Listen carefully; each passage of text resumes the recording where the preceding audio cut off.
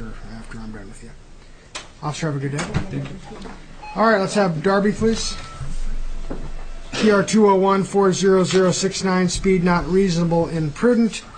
1 to 10 over is the citation.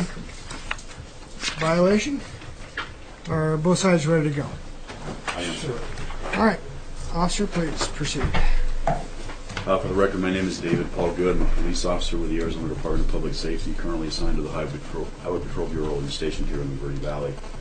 On December 31st, I was working uniform patrol in the Verde Valley, and at approximately 19:55 or 7:55 p.m., I made a traffic stop on a vehicle that was traveling at 55 miles an hour in a 45-mile zone. I was westbound. This is on State Route 260, a mile close to 207.4 between 208 and 207 near the Walmart shopping area on 260. I was traveling westbound, which would be coming from the Canterbury side into Cottonwood, and the vehicle was traveling eastbound, coming out of from Cottonwood towards Canterbury. If that helps give you direction here. The radar indicated a speed of, like I said before, the radar indicated a speed of 55 miles an hour, and as opposed to the 45-mile-an-hour zone. I made a traffic stop on the vehicle and made contact with the driver. He was identified with his Arizona driver's license and as Blair Darby. And he's seated next to me today in shoes, black pants, and Hawaiian shirt. The only comment he made to me was that he wasn't aware that the speed limit was 45 and he thought it was 55. It should be noted that the speed limit before the Walmart area, which would be just past Rodeo Drive coming into Cottonwood, that area is 35 miles an hour, and then it goes to 45 miles an hour as you get out towards 260 in front of Walmart, and then all the way past Prairie Lane until it goes to 55. And that's my testimony. Any questions you'd like to ask the officer, sir? Yeah, this is The same copy as I have. yeah. Yes, sir. Is that a valid cause of action that you filed against me? I'm not sure what you mean by that, but I assume that it wasn't a correct citation for your speed. Okay. Well, it's a yes or no question. Okay, I will say yes. Okay. How many elements are in a valid cause of action? I have no idea. Your Honor, if Any other questions you'd like to ask him before you testify? yes, but first I'd like to say that he's not competent to make any testifying of sorts because he doesn't know what a valid cause of action is. That's Well, I'll be the one to decide if there's a valid cause of action. Anything further you'd like to ask him? let's see here. I would like to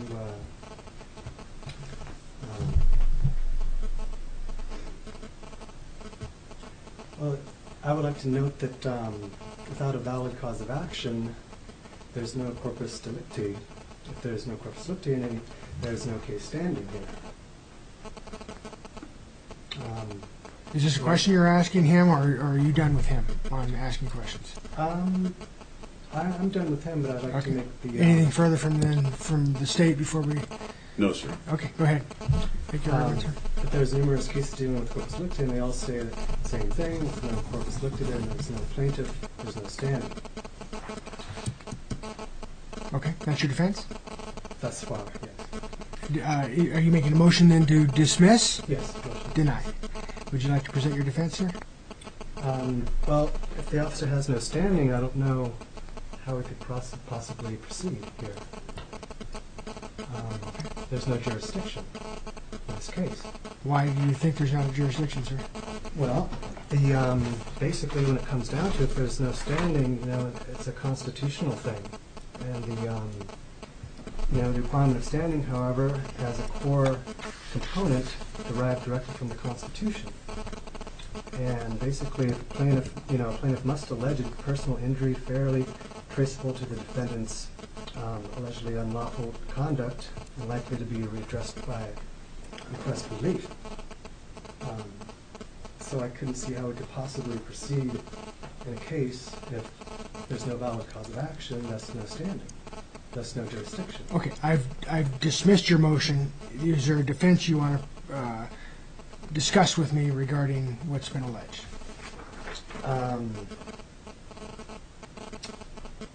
Yeah, I would like to ask the court how it would be possible to proceed in a case without any standing on the plaintiff's behalf.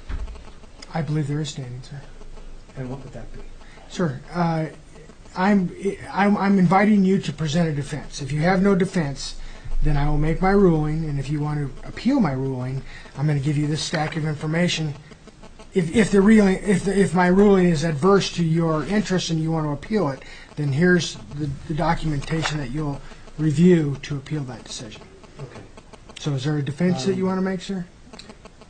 Well, yeah, I mean, it doesn't, that doesn't really line up, but basically... I've been doing this for right. 11 years, sir. It's all lining up as far as I'm concerned. But Okay. if you disagree, that's your prerogative.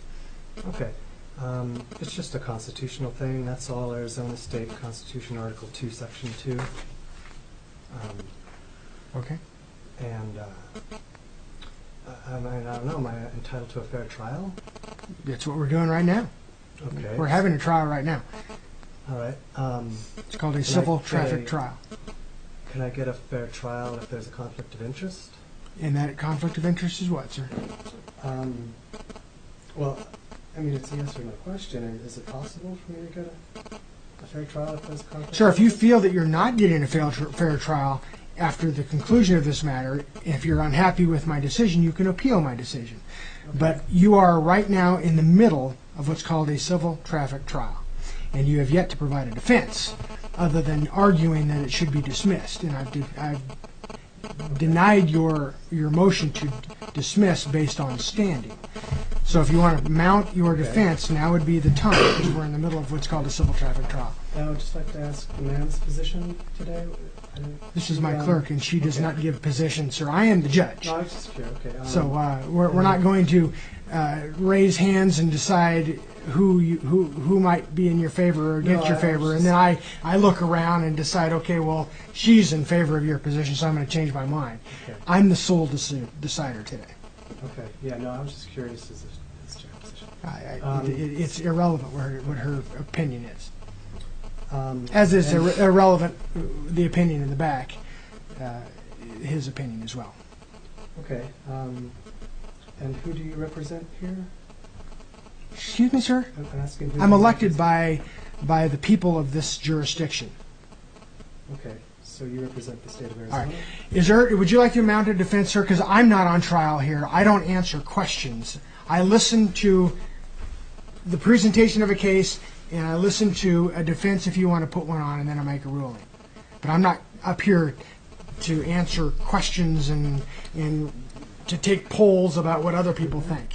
I'm here to decide. So once again, I'm going to invite you, if you want, to present your defense.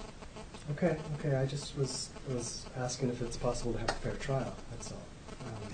That's what you're having right now. If you don't think you'll get a fair trial, then you can appeal my decision. Okay. Do you represent the state of Arizona? Sir, would you like to present a defense? I am right now. I'm not on trial, and I'm not going to sit here and answer your questions, sir. Right, but you're a party in the action, though. So, I am not a party. The state of Arizona is a party to the action, and you as the defendant are a party to the action. right, and if you represent the state of Arizona, then that means you're involved in the case here. All right, sir, would you like to mount a defense? I would. I am. Yes. Then do it right now. Okay. I would like to note that in all court proceedings, the judge shall disclose on record information that the judge believes the parties might consider relevant to the questions of disqualification, even if the judge believes there is no actual basis for disqualification. And if you represent the state of Arizona and he represents the state of Arizona, then it's impossible for me to have a fair trial here. Sir, I don't represent the state of Arizona. I'm the judge that decides between these two positions. I'm not in bed with the state. I'm not in bed with you. I'm elected by the people of this jurisdiction to follow the laws that are set forth in those blue books over there, and that's what I'm doing. And that's by the state of Arizona? Sir, mounted defense, or we're done. Okay. I'm tired of you asking me questions. Okay. Right, but I just All right. read something here that you just completely disregarded. Okay. It seems like it's a very key important component of this And case. I understand that you think that, sir. And I'm going to invite you now for the last time to present your defense.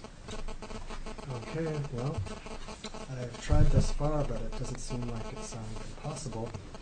The citation apparently is a 28701A, is that correct? Mr. Good, Officer Good?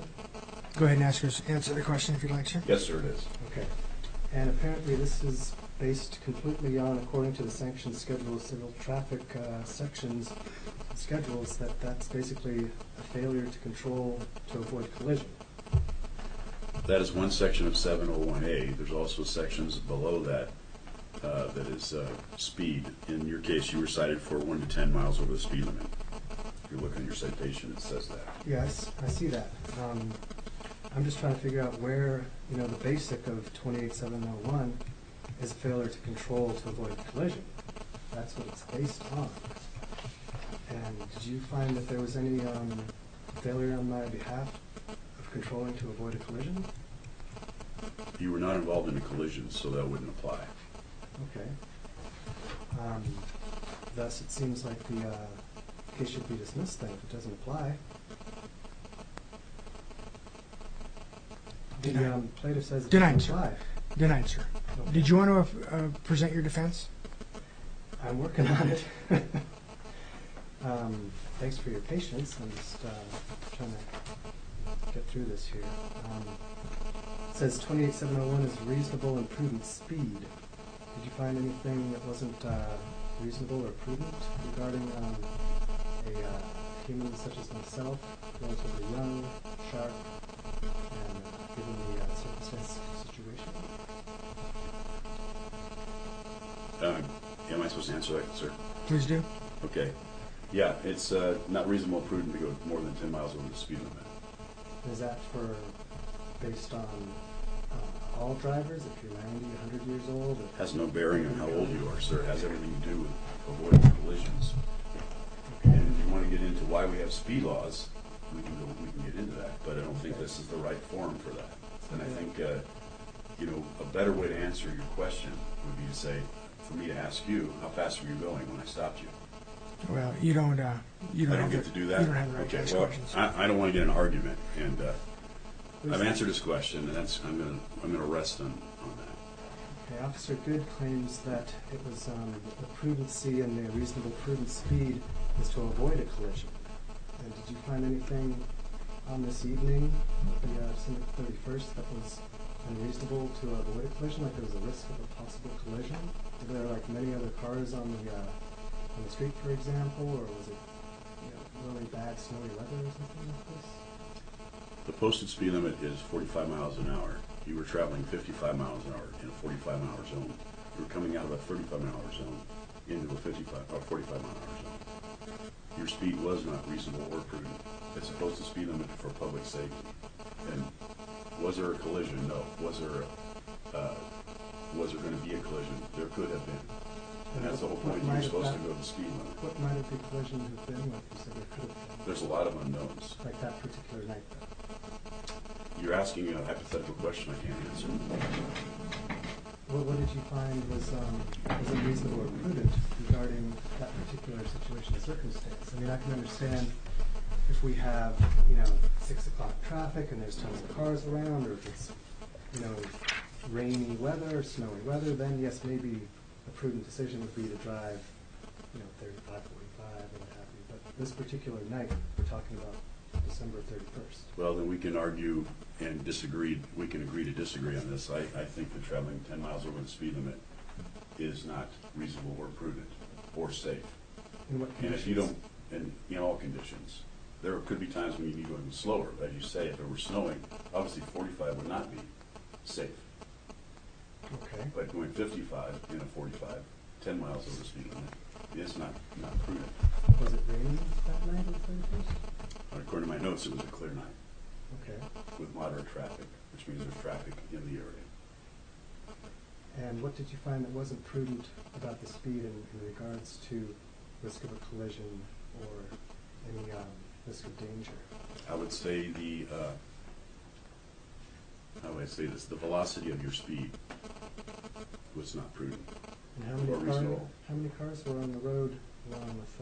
I don't recall. Okay, Your Honor, there was no cars on the road of this night of the 31st. Sir, you can make your closing argument in just a minute. Okay. Is there any other questions? You're kind of going back and forth asking him questions, so are we done asking him questions now? He's not really answering any of the questions I'm asking him, so it kind of seems like a moot point here. So you do or do not have any more further questions of him? Let's see here.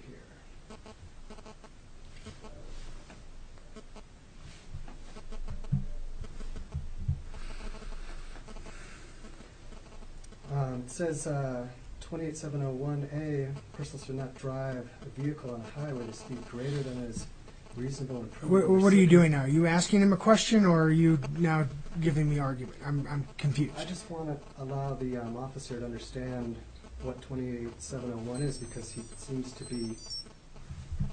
So you're asking him a question. Is that what we're doing? Yes. Okay, Yes. then please ask a question.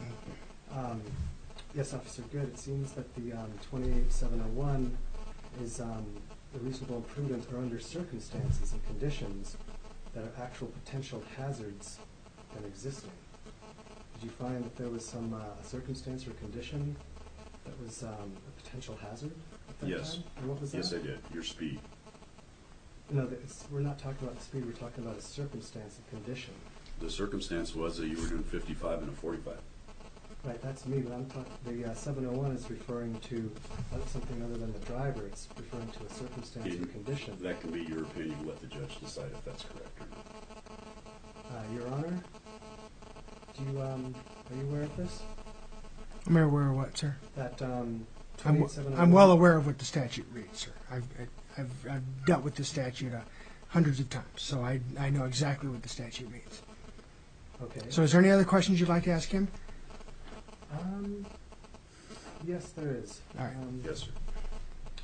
It says a person shall control the speed of a vehicle necessary to avoid colliding with any object, person, vehicle, or other conveyance on, entering, or adjacent to the highway in compliance with the legal requirements of the duty of all persons to exercise reasonable care for the protection of others.